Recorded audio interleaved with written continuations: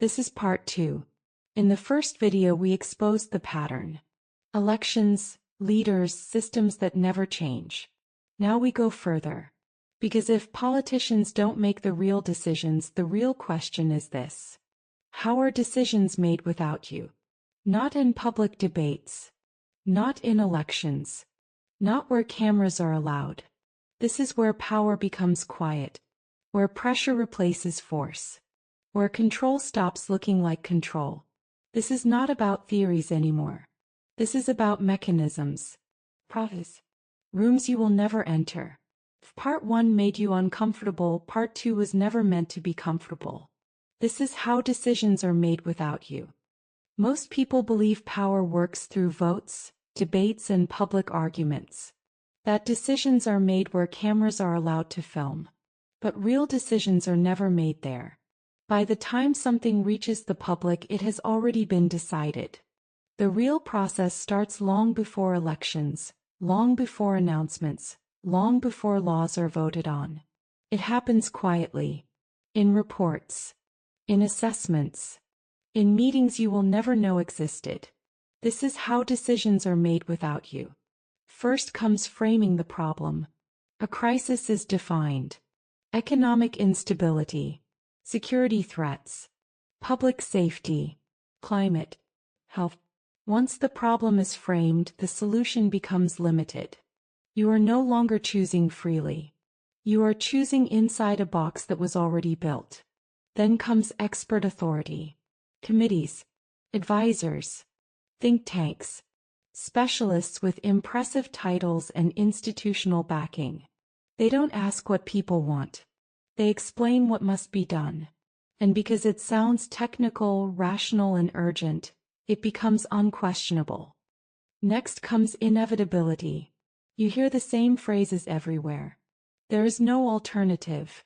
This is necessary. This is for your safety. This is the responsible choice. When something is presented as inevitable, resistance feels pointless. After that comes pressure, not force. Markets react. Prices change. Credit ratings shift. Media tone adjusts. Suddenly a decision feels urgent even if nothing visibly changed. No one threatens you. But the cost of disagreement becomes clear. This is how control works in modern systems. Not through violence. Through consequences. Governments that follow the script are rewarded. Those that don't are isolated.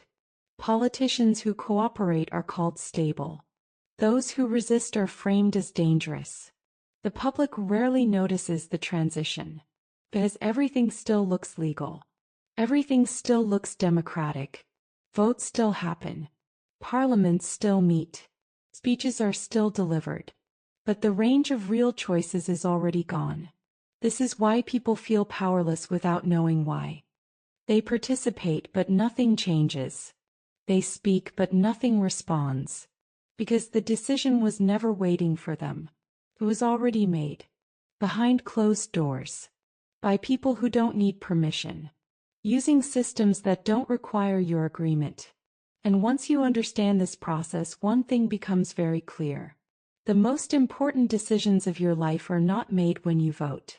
They are made when you are not even in the room. At some point, control stopped looking like control. There were no more soldiers in the streets. No more loud dictators. No obvious force.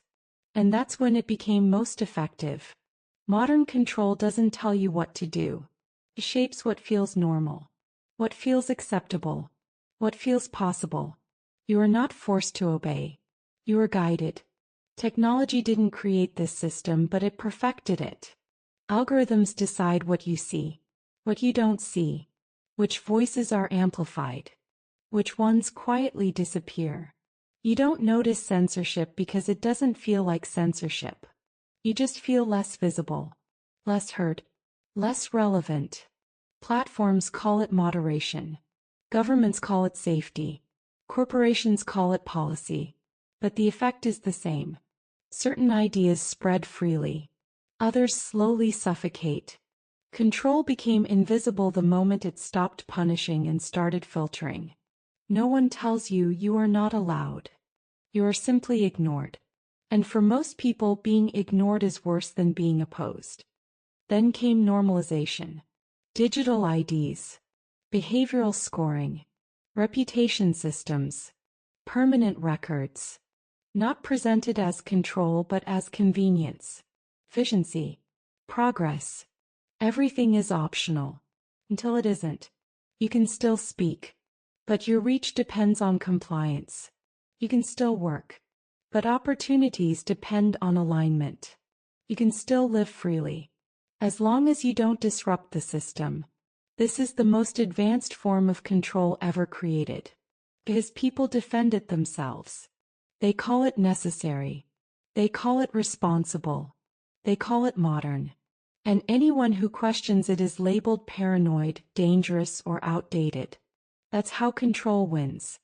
Not by force. By agreement. By the time you realize something changed, you can't point to the moment it happened. There was no announcement. No law you remember voting for. Just a slow shift. And suddenly, the invisible system feels permanent. There was a time when power had to hide. Symbols. Secret meetings. Closed societies. Shadows. That time is over. Today, power doesn't hide because it doesn't need to. Everything is in plain sight. The systems are visible. The technologies are public. The rules are written openly. And almost no one resists. Why? Because control no longer feels like oppression. It feels like normal life. People are not afraid. They are comfortable. They have entertainment, convenience, distractions, less noise. As long as life feels manageable, people don't question the structure behind it. They adapt instead. They accept surveillance because it's convenient. They accept restrictions because they're told it's temporary. They accept control because it's framed as safety. And slowly resistance disappears. Not because it's crushed, but because it's unnecessary. The most dangerous form of power is not the one that rules through fear. It's the one that rules through agreement. When people defend the system themselves, control becomes invisible and permanent. That's why no one hides anymore. Corporations openly collect data. Governments openly expand authority. Platforms openly shape reality. It's not secret. It's normalized. And anyone who questions it is no longer treated as an enemy. They are treated as irrelevant. Outdated. Extreme. Unreasonable. This is the final stage. When power no longer needs secrecy. When control no longer needs justification. When the system runs openly because people have stopped looking up. The illusion of freedom remains. Choices remain. Movement remains. But the boundaries are fixed. And as long as those boundaries are accepted, power doesn't need to hide behind symbols or shadows ever again. It can stand in the open. And no one will challenge it. After everything you've seen, one question remains. Not the one people argue about online. Not the one debated on television. The question no one asks because asking it changes everything. If power is not elected, if decisions are not made in public, if control is invisible and accepted, then who is actually in charge? Most people stop at governments. Others stop at corporations. Some stop at intelligence agencies. But all of these are still structures, tools, layers. Power does not sit in one office or one building. Power exists in alignment. When interests align, decisions happen without orders. No meetings are required. No conspiracy needs to be announced. The system does not need a master sitting at the top. It only needs incentives, pressure, and silence. People follow paths that reward them. They avoid paths that punish them.